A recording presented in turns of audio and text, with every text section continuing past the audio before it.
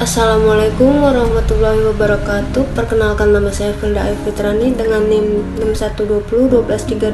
6120-1232-329 kelas RA6 Prodi Manajemen Fakultas Ekonomi dan Bisnis. Dengan adanya video ini untuk memenuhi tugas UAS mata kuliah pengantar akuntansi yang diampu oleh Bu Indina Desta Nugrahaini MM. Pada kali ini saya akan membahas jurnal umum. Untuk lebih jelasnya kita simak sama-sama tentang jurnal umum. Dalam materi jurnal umum ada 4 pembahasan. Yang pertama ada pengertian, yang kedua ada tujuan, yang ketiga ada tahapan, dan yang terakhir ada fungsi. Pengertian jurnal umum. Jurnal umum adalah jurnal yang digunakan untuk mencatat sejumlah transaksi keuangan yang muncul dalam periode waktu tertentu sesuai dengan urutan tanggal, dengan mencantum nama, transaksi, jenis akun, dan nominal saldo di dalam debit ataupun kredit. Jurnal umum juga digunakan dalam siklus akuntansi perusahaan jasa karena pada prinsipnya transaksi dalam perusahaan jasa dapat dicatat secara kronologis. Tujuan jurnal umum. Dengan adanya jurnal ini, maka kita dapat mengidentifikasi dan melakukan hal-hal yang berhubungan dengan transaksi keuangan. Di antaranya, poin pertama ada identifikasi terhadap transaksi yang terjadi. Poin kedua, ada penilaian terhadap transaksi. Poin ketiga, pencatatan dampak ekonomi dari transaksi dalam perusahaan. Selain itu, membuat jurnal umum juga bertujuan untuk mempermudah proses pemindahan dampak transaksi yang terjadi ke dalam sebuah akun sesuai transaksi. Tahapan membuat jurnal umum. Tahapan membuat jurnal umum mempunyai 4 poin, yaitu sebagai berikut. 1. Pahami persamaan akuntansi. Untuk membuat jurnal umum dengan benar, maka langkah pertama yang harus Anda lakukan adalah memahami persamaan dasar akuntansi. Persamaan dasar akuntansi yakni aset sama dengan utang plus modal. Kemudian diperluas menjadi aset sama dengan utang plus modal, pendapatan, beban. Pemahaman persamaan dasar akuntansi yang dimaksud juga berkaitan dengan kelompok-kelompok akun yang masuk di dalamnya. Tahapan yang kedua, kumpulkan bukti transaksi. Jika langkah pertama berupa pengetahuan, maka langkah kedua ini merupakan langkah langsung dalam praktik. Oleh karena itu, pastikan Anda memiliki bukti transaksi yang akan dicatat dalam jurnal umum. Adanya contoh bukti transaksi dapat berupa nota, faktur, kuita, invoice, dan lain sebagainya. Tahapan yang ketiga, identifikasi transaksi. Langkah selanjutnya adalah mengidentifikasi transaksi. Tidak semua transaksi dapat dicatat.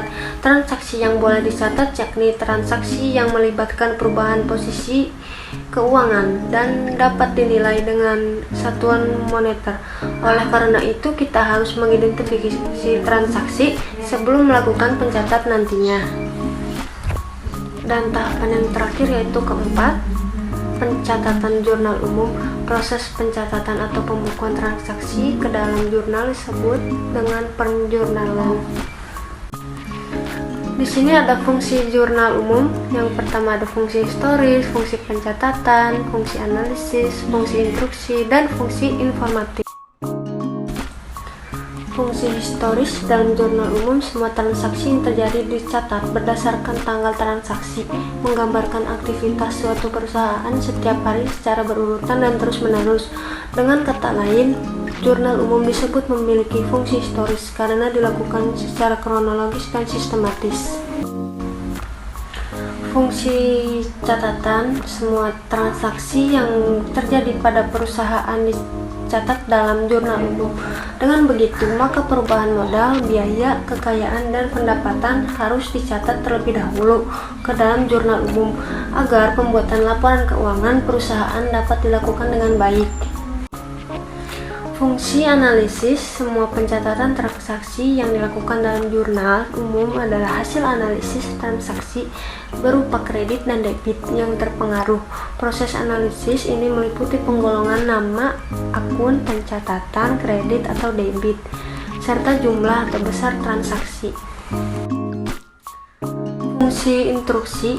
Jurnal umum mempunyai fungsi instruktif dalam proses memasukkan data ke general jurnal. Proses pencatatan dalam jurnal ini tidak hanya batas dokumen transaksi, namun bersifat perintah atau petunjuk kredit atau debit. Dan fungsi yang terakhir yaitu fungsi informatif. Di dalam jurnal umum juga terdapat informasi dan penjelasan bukti pencatatan transaksi yang terjadi pada perusahaan. Contoh soal perusahaan dagang PT Jaya Abadi yang pertama, tanggal 5 Januari 2018, Pak Jaya menginvestasikan uangnya sebesar Rp 500 juta pada perusahaannya PT Jaya Abadi. Yang kedua, tanggal 11 Januari 2018 dibayar uang sejumlah 20 juta untuk sewa kantor selama 1 tahun. Yang ketiga, tanggal 15 Januari 2018 membeli peralatan dan perlengkapan kantor masing-masing sebesar Rp 10 juta dan Rp 5 juta. Yang keempat, tanggal 20 Januari 2018 menerima pendapatan dari penjualan tunai sebesar Rp 10 juta. Yang kelima, tanggal 25 Januari 2018 membayar gaji pegawai untuk bulan Januari sebesar Rp 20 juta. Pertama, setoran modal membuat harta perusahaan bertambah dalam bentuk kas Rp 500 juta di debit. Modal awal Pak Jaya bertambah Rp 200 juta di kredit. Yang kedua, harta perusahaan berupa kas berkurang Rp 20 juta di kredit untuk membayar sewa. Namun perusahaan juga memiliki aset berupa sewa dibayar muka sebesar Rp 20 juta di debit. Yang ketiga, aset perusahaan berupa peralatan bertambah Rp 10 juta dan berupa perlengkapan sebesar Rp 5 juta. Tetapi aset berupa kas perusahaan berkurang sebesar Rp 15